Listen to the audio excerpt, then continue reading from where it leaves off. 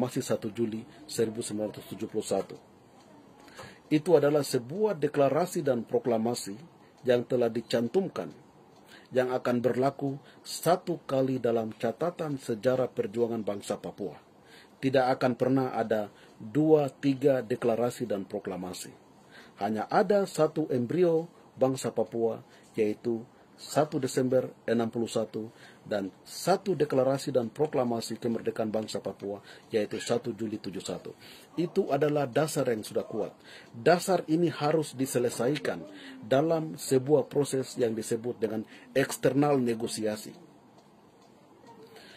Indonesia takut duduk bersama bangsa Papua di PBB karena Indonesia tahu bahwa Indonesia tidak punya dasar hukum, tidak punya dasar politik, tidak punya dasar moral bersama bangsa Papua ketika duduk di PBB.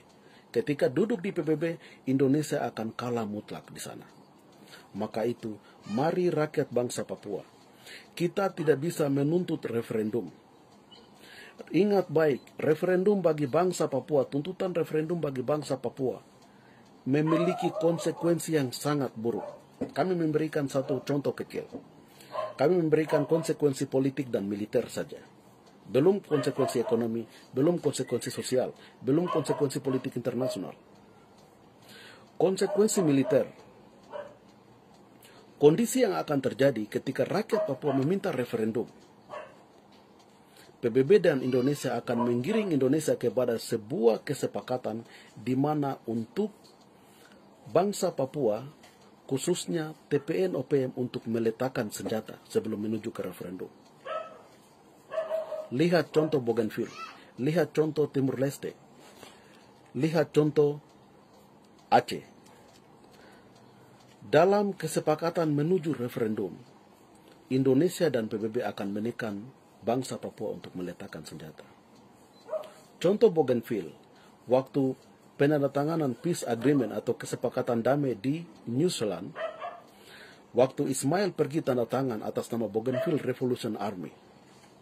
Karena Bougainville belum punya sejarah sama seperti bangsa Papua, pernah merdeka, maka Ismail berani dengan segala macam risiko bahwa rakyat Bougainville akan menangkan referendum. Maka Ismail menuju ke proses penandatanganan agreement peletakan senjata sebelum menuju kepada referendum.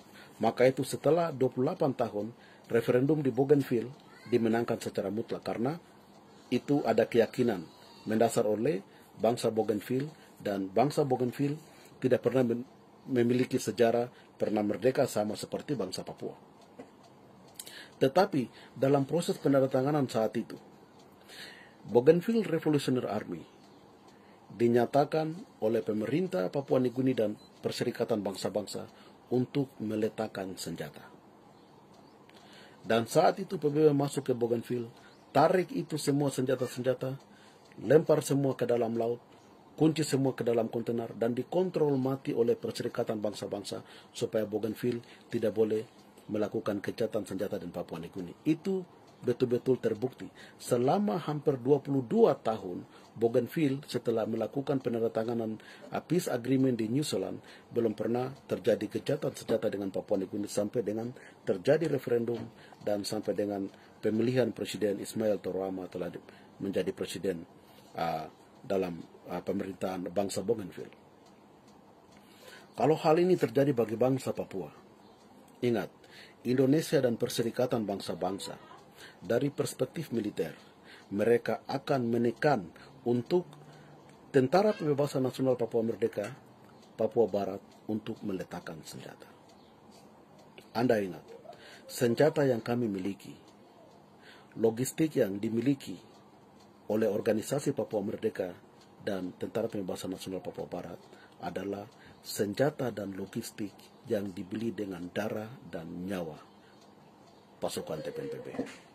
Sekali lagi, semua peralatan logistik yang dimiliki sebagai aset-aset bangsa Papua yang sekarang ini sedang dipegang oleh Tentara Pembebasan Nasional Papua Barat adalah aset perjuangan bangsa Papua yang telah dibeli dengan darah dan air mata rakyat Papua. Kalau salah satu elit politik yang ingin mengantarkan rakyat Papua menuju kepada referendum, kalau kondisi ini tercipta dan PBB serta Indonesia menekan TPNPB meletakkan senjata, siapa yang nanti bertanggung jawab? Semua senjata-senjata yang dibeli dengan darah dan air mata ini, Anda elit politik, siapa yang nanti bertanggung jawab terhadap senjata-senjata ini? Kalau konsekuensi itu terjadi, bahwa referendum bagi bangsa Papua itu kalau disuruh untuk semua orang Jawa juga yang berKTP Papua atau sudah ikut campur kawin terhadap orang Papua atau hidup lama di Papua lebih dari 8 tahun, itu semua disuruh pilih. Dan ketika referendum itu kalah bagi bangsa Papua, siapa yang bertanggung jawab terhadap perjuangan dan pengorbanan nyawa, darah, air mata, semua kekayaan, benda, harta yang terjadi bagi bangsa Papua selama 59 tahun ini, yang bertanggung jawab nanti siapa? Ketika sejarah 1 Desember 61 sebagai embrio negara bangsa Papua dan sejarah deklarasi 1 Juli sebagai dasar yang kuat bagi perjuangan bangsa Papua. Ketika Anda menggiring ini masuk kepada proses referendum, Anda meminta referendum, dan syarat-syarat referendum itu yang sudah pasti akan menghancurkan semua proses sejarah. Indonesia akan masuk dengan badan telanjang dan juga OPM atau rakyat bangsa Papua dengan masuk dengan badan telanjang, melepaskan segala macam atribut, entah itu sejarah, senjata, apa dan segala macam, untuk tanda tangan menuju ke agreement baru, menuju ke referendum. Dan kalau referendum itu dikalahkan, maka sejarah kita akan hancur, semua kekuatan militer kita akan hancur, semua kekuatan politik kita akan hancur, kekuatan adat kita akan hancur dan segala macam. Dan ketika semua itu terjadi, bangsa Papua tidak akan pernah memiliki kekuatan lagi untuk berjuang menentukan nasibnya sendiri. Itu adalah konsekuensi-konsekuensi yang sudah dihitung oleh OPM. Maka itu organisasi Papua Merdeka berserta Tentara Pembebasan Nasional Papua Barat menyatakan bahwa no referendum, tidak referendum bagi bangsa Papua. Kami menggiring Indonesia untuk membuka diri Indonesia sebagai negara demokratik menuju kepada perserikatan bangsa-bangsa, melakukan eksternal negosiasi, perundingan internasional. Kita mewujudkan undang-undang internasional. Ada jalan, ada cara, ada dokumen, ada aturan yang mengatur tentang bangsa Papua dengan Indonesia harus duduk di PBB dan kembali membuka semua lembaran sejarah yang ada. PBB punya tanggung jawab yang belum pernah diselesaikan. Indonesia punya tanggung jawab yang belum pernah diselesaikan. Bangsa Papua punya hak yang belum pernah diselesaikan oleh PBB. Ini harus dibicarakan dalam sebuah eksternal negosiasi, bukan dalam proses referendum. Perjuangan bangsa Papua sangat berbeda dengan bangsa Kanaki.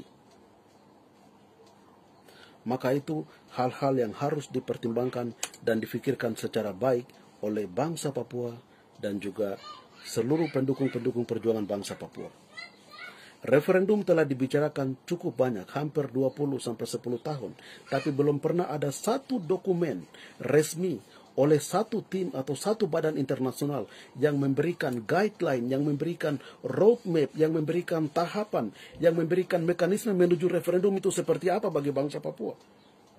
Bangsa Papuanya bicara referendum sembarang, berteriak referendum sembarang. Atas nama referendum semua aktivis ditangkap, semua pasukan TPN ditembak. Tetapi apa itu konten, apa itu mekanisme, apa itu cara dari referendum itu, belum pernah ada sebuah dokumen resmi dari salah satu badan organisasi atau salah satu international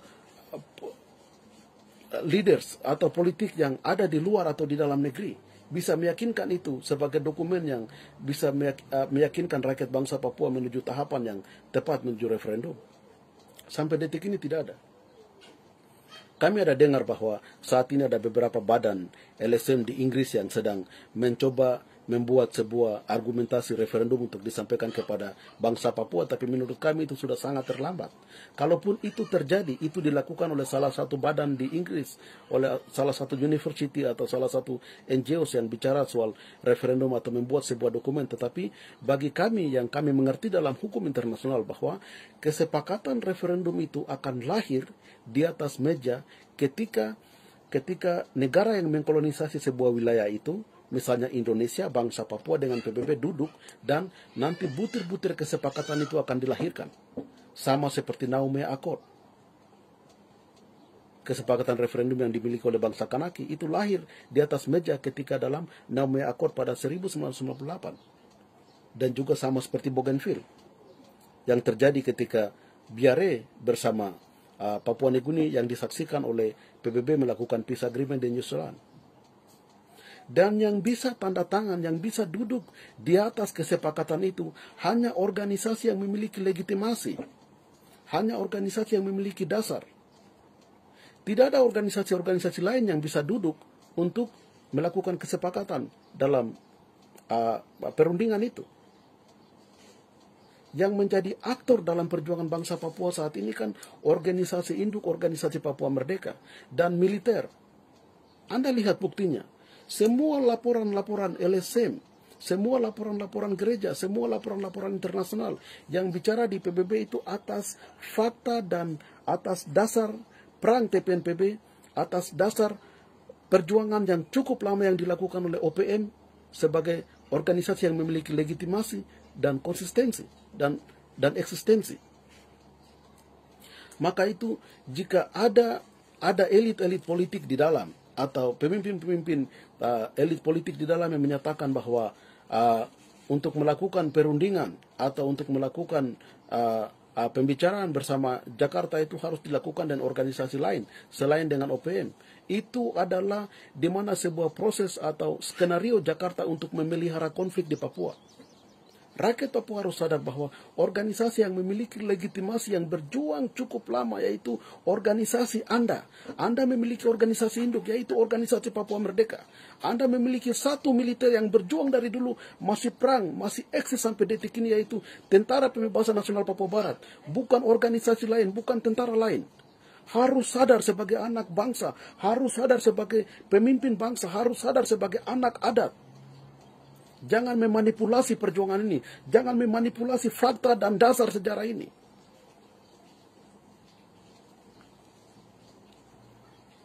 Itu hal-hal penting yang dimana perlu kami jelaskan bahwa perjuangan bangsa Bougainville, perjuangan bangsa Kanaki dengan perjuangan bangsa Papua memiliki perbedaan dalam sebuah strategi dan taktik.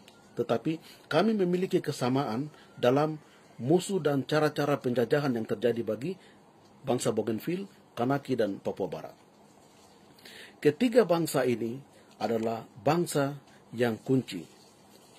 Ketiga bangsa ini adalah bangsa terakhir yang akan memerdekakan dan membebaskan seluruh bangsa-bangsa di Melanesia, Kepulauan Pasifik. Maka itu apa yang dikatakan oleh Walter Lini, Prime Minister pertama dari Vanuatu, menyatakan bahwa Vanuatu tidak akan pernah bebas dan merdeka kalau bangsa-bangsa lain di Melanesia belum bebas dan merdeka. Itu adalah sebuah pernyataan yang keluar berdasarkan nilai-nilai luhur bangsa Melanesia. Bangsa Melanesia itu bangsa yang memiliki nilai kasih. Bangsa Melanesia itu bangsa yang memiliki nilai kebersamaan. Maka itu pemimpin-pemimpin Vanuatu, Walter Lini, menyatakan bahwa Vanuatu tidak akan bebas dan merdeka kalau Kanaki belum merdeka, West Papua belum merdeka, atau Bougainville. Maka itu seluruh rakyat Melanesia yang ada di Kepulauan Pasifik dan juga negara-negara Melanesia dan negara-negara Pasifik punya moral obligation, punya tanggung jawab. Ingat baik, moral obligation dan tanggung jawab adalah kedua hal yang diberikan oleh Tuhan di dalam nilai-nilai dasar adat Melanesia. Papua Nugini tidak bisa tinggal diam melihat rakyat West Papua dibunuh dan dibantai oleh Indonesia. Solomon Island tidak bisa tinggal diam. Fiji tidak bisa tinggal diam. Vanuatu tidak bisa tinggal diam melihat rakyat Kanaki dibunuh dan dibantai. Sudah ratusan ribu rakyat Kanaki dan bangsa Papua serta Bougainville, darah mengalir di atas tanah adat bangsa dan rumpun Melanesia tanpa dibicarakan oleh saudara-saudara Melanesia yang lain. Itu adalah dosa yang terbesar di mata Tuhan. Mau dan tidak mau, suka dan tidak suka, tanggung jawab moral adalah milik Tuhan.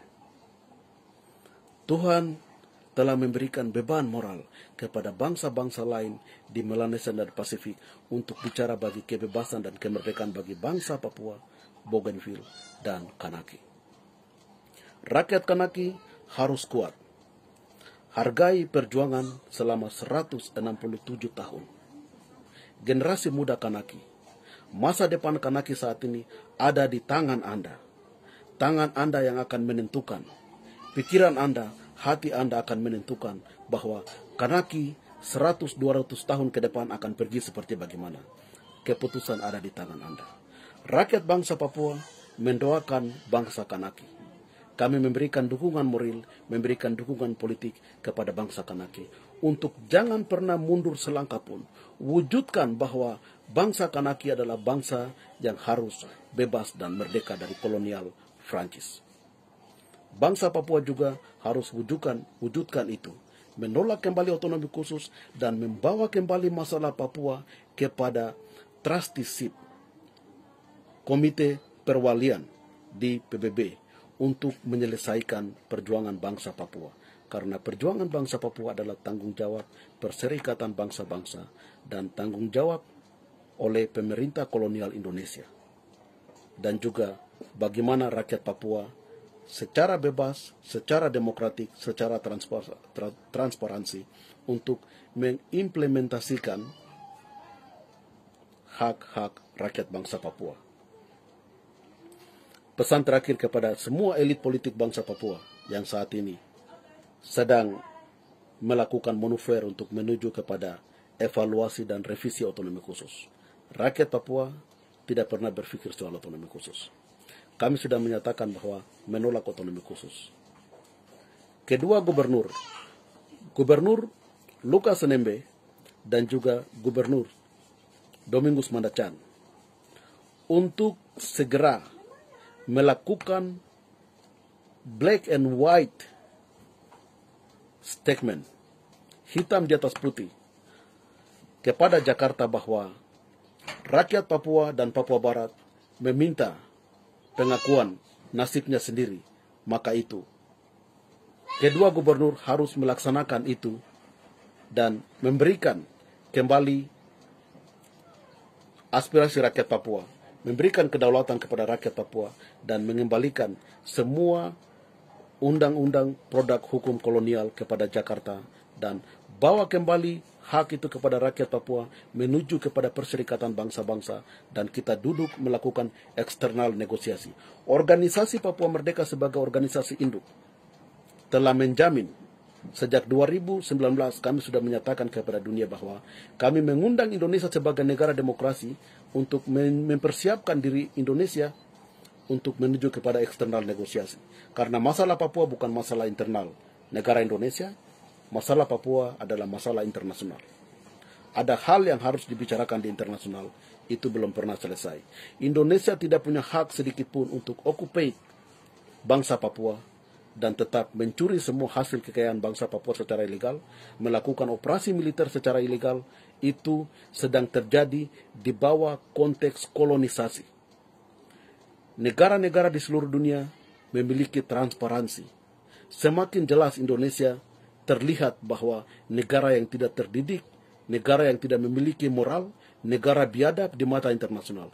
Indonesia, Anda harus sadar bahwa Anda sebagai negara yang menyatakan negara demokrasi, mempersiapkan diri Anda siap untuk duduk bersama organisasi Papua Merdeka, rakyat bangsa Papua di dalam proses eksternal negosiasi di PBB melalui komite trusteeship. Demikian pesan-pesan politik dan juga refleksi sejarah perjuangan bangsa Papua dan bangsa Kanaki oleh kami organisasi Papua Merdeka. Akhir daripada ini, sekali lagi kami menyampaikan kepada seluruh bangsa-bangsa dan negara-negara Melanesia dan Pasifik, tetap intek, tetap solid, tetap progresif, tetap radikal, bahwa kami mempunyai moral dan tanggung jawab untuk memproteksi tanah kami, rakyat kami, kepada dunia internasional bahwa kami adalah sebuah bangsa di Kepulauan Pasifik. Tuhan memberkati perjuangan bangsa Kanaki, Tuhan memberkati perjuangan bangsa Bougainville, Tuhan memberkati perjuangan bangsa West Papua. Salam merdeka. Merci baku.